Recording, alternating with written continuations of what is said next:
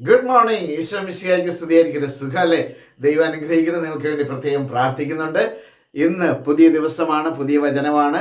എല്ലാവരെയും പ്രാർത്ഥനയിൽ ഓർത്തുകൊണ്ട് smile and start your day with Jesus ഈ എപ്പിസോഡിലേക്ക് നിങ്ങളെ സ്നേഹത്തോടെ സ്വാഗതം ചെയ്യുന്നു. ഞാൻ സിബി വർഗീസ്. ഇന്നലെ പഠിച്ചത് സുഭാഷിതങ്ങളുടെ പുസ്തകമായിരുന്നു. സുഭാഷിതങ്ങളുടെ പുസ്തകം 16-ാം അധ്യായത്തിൻ്റെ 7-ാം വചനമായിരുന്നു. വളരെ സുന്ദരമായ ഓർത്തിരിക്കേണ്ട ഒരു വചനമാണ്. ഒരുവന്റെ വഴികൾ കർത്താവിന് പ്രീതികരമായിരിക്കുമ്പോൾ, ഒരുവന്റെ വഴികൾ കർത്താവിന് പ്രീതികരമായിരിക്കുമ്പോൾ ശത്രുക്കൾ പോലും അവനോട് ഇണങ്ങി കഴിയുന്നു.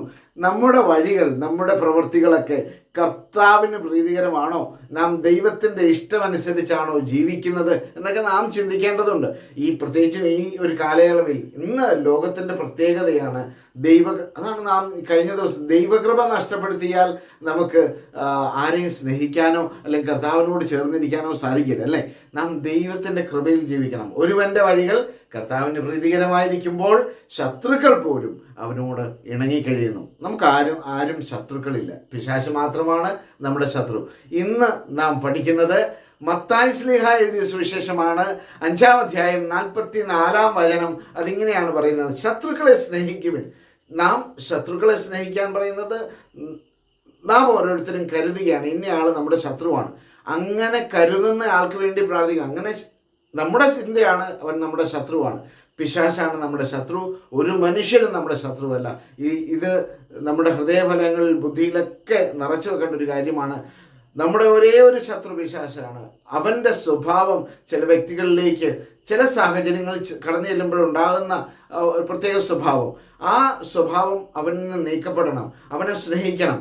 ശത്രുവിനെ സ്നേഹിക്കുവിൻ, ശത്രുക്കളെ സ്നേഹിക്കുവിൻ.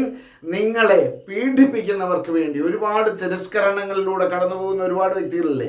ദിവസം മുഴുവനും സമൂഹത്തിലാവാം, ശാരീരികമാവാം, സാമൂഹികവും ശാരീരികവുമായ പീഡനങ്ങൾ, മാനസികമായ പീഡനങ്ങൾ, ജോലി സ്ഥലങ്ങളിൽ നമ്മളായിരിക്കുന്ന പലയിടങ്ങളിലൊക്കെ പീഡനങ്ങൾ, വാക്കുകൊണ്ട്, പ്രവൃത്തി കൊണ്ട്, നോട്ടം കൊണ്ട് ഒക്കെ ഉണ്ടാവാം.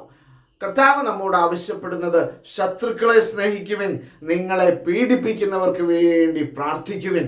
അങ്ങനെ നിങ്ങൾ നിങ്ങളുടെ സ്വർഗസ്ഥനായ പിതാവിൻ്റെ മക്കളായിത്തീരും. വചനം ഓർക്കുക, ഇത് പഠിക്കുക. ശത്രുക്കളെ സ്നേഹിക്കുവിൻ. ഏതാണ്? മത്തായി ശ്ലീഹ എഴുതിയ സുവിശേഷം, the gospel of saint Matthew chapter 5 verse 44 says, ശത്രുക്കളെ സ്നേഹിക്കുവിൻ, നിങ്ങളെ പീഡിപ്പിക്കുന്നവർക്ക് വേണ്ടി പ്രാർത്ഥിക്കുവിൻ. അങ്ങനെ നിങ്ങൾ നിങ്ങളുടെ സ്വർഗസ്ഥനായ പിതാവിൻ്റെ മക്കളായിത്തീരും. Love your enemies and pray for those who persecute you, so that you may be children of your Father in heaven. ശത്രുക്കളെ സ്നേഹിക്കുവിൻ, ശത്രുക്കളെ സ്നേഹിക്കുവിൻ, നിങ്ങളെ പീഡിപ്പിക്കുന്നവർക്ക് വേണ്ടി പ്രാർത്ഥിക്കുവിൻ. Love your enemies and pray for those who persecute you, so that you may be the children of your Father in heaven. നമുക്ക് സ്വർഗസ്ഥനായ പിതാവിൻ്റെ, ദൈവമാണ് എൻ്റെ അപ്പൻ എന്ന് പറഞ്ഞുകൊണ്ട് ദൈവത്തോട് ചേർന്ന് ജീവിക്കാനായിട്ട് നമുക്ക് ആഗ്രഹിക്കാം. ഒരുപാട് അനുഗ്രഹങ്ങൾ അതിലൂടെ നമുക്ക് സ്വായത്തമാക്കാം. ദൈവം അനുഗ്രഹിക്കട്ടെ. മനോഹരമായൊരു ദിവസം നിങ്ങൾക്ക് ഉണ്ടാകട്ടെ. ആമേൻ.